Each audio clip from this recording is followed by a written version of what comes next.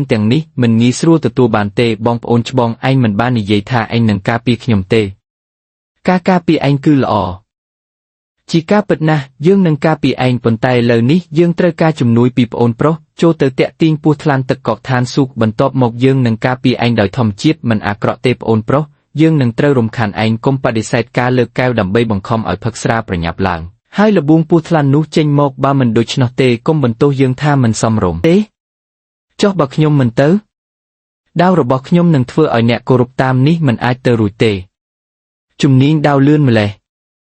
តើរឿងនេះអាចទៅរួចដោយរបៀបណាតើអ្នកជានរណា